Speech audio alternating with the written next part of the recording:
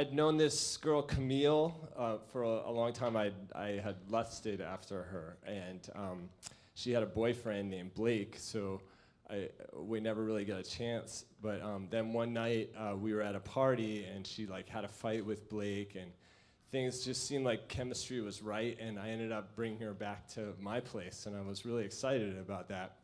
And I lived in a duplex, and the person who lived in the place next to me was my landlord, a woman named Tilly, and she had this dog named Twist that never went outside.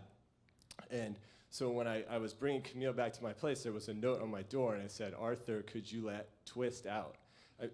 Twist never went out, would only go in the backyard. He was an indoor dog, which didn't seem to make sense to me that there was like, but he would go to the bathroom outdoors, and then he would run back inside.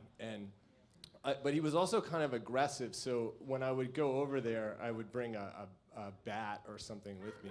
So I saw this note, and it was my landlord, so I had to sort of honor what she asked. And so I said to Camille, I said, "Camille, I have to go let my landlord's dog out. You go inside and make yourself comfortable." And so I saw her, and she was really beautiful. I kind of thought she looked like that Venus de Milo painting, like the woman coming in on the seashell. She had this really long hair, and she goes in and she starts kind of like taking her hair down, and I was like, this is like my fantasy come true. All I had to do was go let this dog out.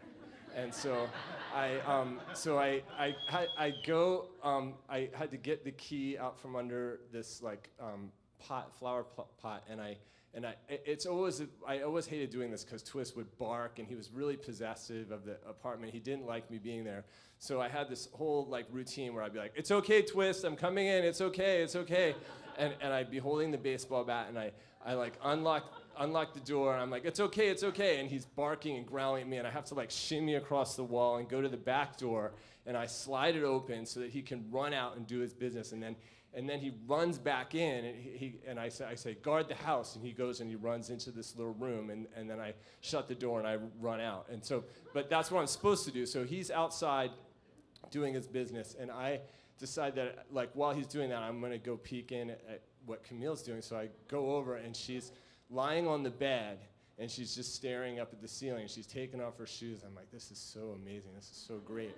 And so I go back over to where Twist is, and I look in the backyard. I'm like, okay, guard the house, and I don't hear him anywhere. And then I look inside the house, and he's not inside the house, and I realize that this fucking indoor dog has run out the front door and gone outside, and now he's outdoors, and he's never been outside, and so I'm like, oh my God, and so it crosses my mind that this is just like one of those things that happens, like the dog's gonna die, and I need to go and be with Camille. That's the important thing.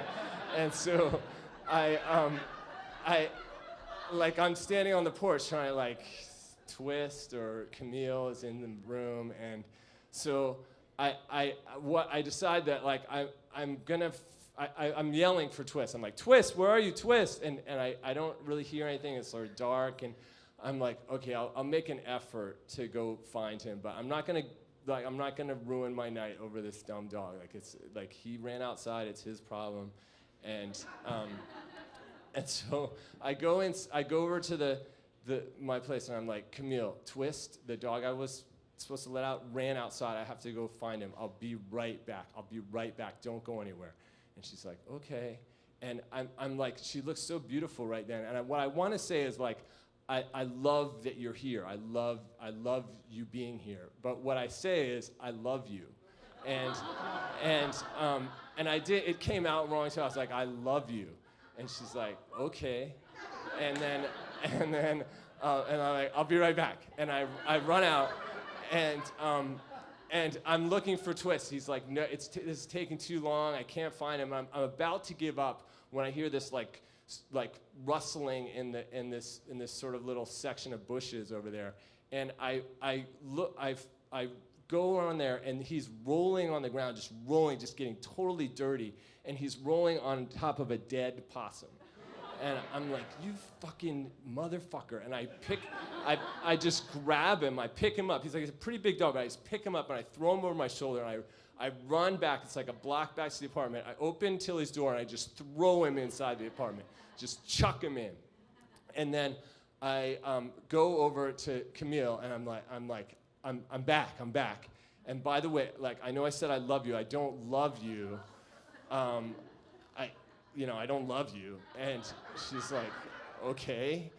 And I kind of don't smell very good at this point. I've got like dead possum smell on me, and I probably should have like washed up. And so things aren't like going that well, like we're kind of making out, but she's kind of like, why do you smell like that? And then in the middle of that, I hear this like scrambling next door, like Twist is barking and there's like this scrambling, and I'm like, what the fuck is going on with that dog?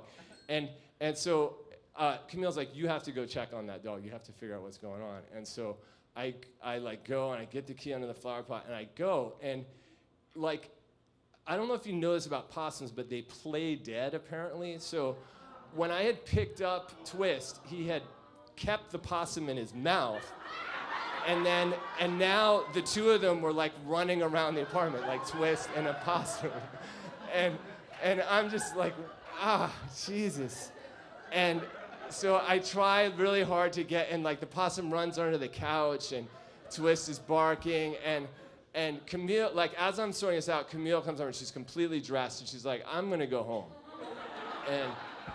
And I was like, no, and she's like, it's okay, I'm gonna go home. And so I thought that we would have another chance at love, but we didn't. But what's amazing about this modern day is that you can look up your past lovers on Facebook and stuff. So not that long ago, I located Camille on Facebook, and I found out she was like part of this kind of strange cult in Tennessee. And she was married to the leader of the cult. And so I got in touch with her and I was like, hey, remember that funny night that where like there was a possum next door and we'd never hooked up and I said I loved you, but I didn't actually love you? And she's like, yeah. And she said, I'm married to Albert. He's the head of the cult, but he's willing to share his lovers. And if you come out here, we could actually hook up. And so I've been trying to figure out how to get back to Tennessee ever since.